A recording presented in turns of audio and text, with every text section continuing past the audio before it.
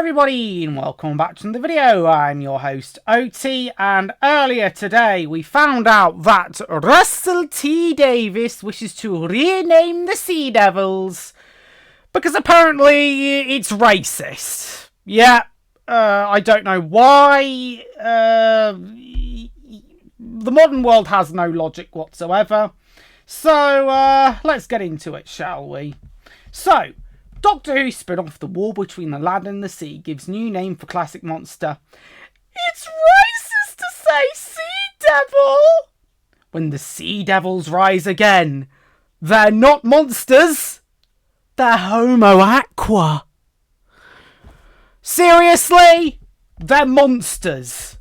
They're called monsters for a reason. The first time you see a blue 6-foot fish man walking towards you, it's a shock.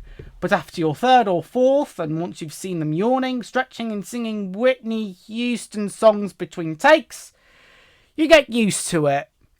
Oh God, don't tell me that Russell T Davies was actually behind the scenes on this and said, "Why don't we all sing Whitney Houston songs, Bach?"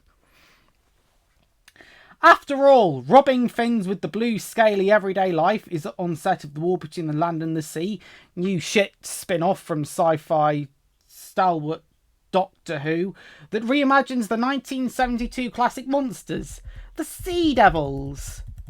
It's racist to say Sea Devil, screenwriter Russell T Davies tells Radio Times, with a twinkle in his eye. Yeah, sorry, twinkle, more like with Slanesh in his eye.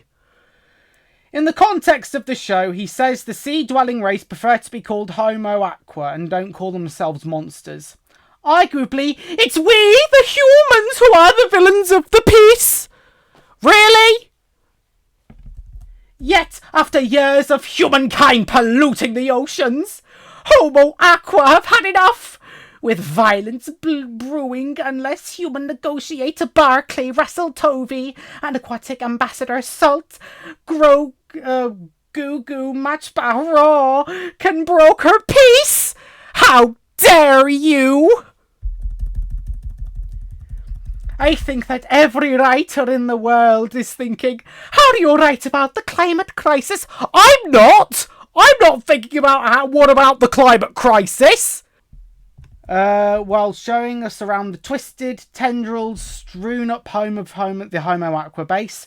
We're already a climate war. This just dramatises it. When they first approached me about coming back to Doctor Who in 2021, this was the first bit of my pitch. He adds, I had this idea separately first, but weirdly, it needs a Doctor Who setting. If you just go and pinch this cold saying, there is a race of creatures that live in the sea that say, really? You sure? The pre-existence of the Sea Devils takes all the problems out of it. Still, despite the presence of a John Pertwee-era monster, several returning Who characters led by Gemma Redgrave's unit boss Kate Stewart, who has been overused at this point, and turned into what I can only describe as the most high-tech army thingy ever, but will probably still be defeated by even the Galactic Empire or the Imperium of Man on their worst day ever. We shouldn't expect a repeat of the main show or a familiar Blue Police box turn up. It's deliberately together. There are things in there that would never happen in Doctor Who. It's the same universe, but a different slant. I'm really pleased with it, as I make my brain rot. Look, I told you this in one of my latest videos. Doctor Who isn't saved. It's dead. No one actually cares about this anymore. Like, what is he on about? Every writer's thinking about the climate crisis. I'm certainly not. Bloody hell, I'm thinking about what the best way to write a story without making it completely woke as shit. How do I write a story that the fans will actually enjoy?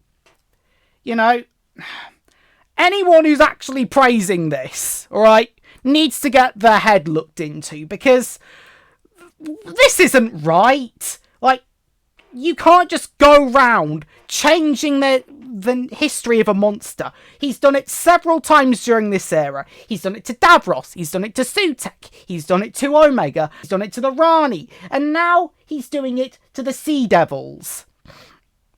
In fact, right now, I've just got a DVD from my unwatched Doctor Who DVD collection. I've got Doctor Who, The Sea Devils, the John Pertwee story, which I am going to watch sometime soon, just to spite this. You know, we've got to gatekeep this fandom. We've got to gatekeep the monsters that we so much that make this show so loved, and they just want to tear that apart from us. They want to change history. You know, if monsters who attack people don't really deserve sympathy. I hate to break it to you. I don't think anyone is actually going to care about this program. You know, no one's interested and nobody cares. And at the end of the day, they're just not going to get the message. So, yeah, I'd like to thank you all very much for watching this video, and I will see you all later. Ta-ra!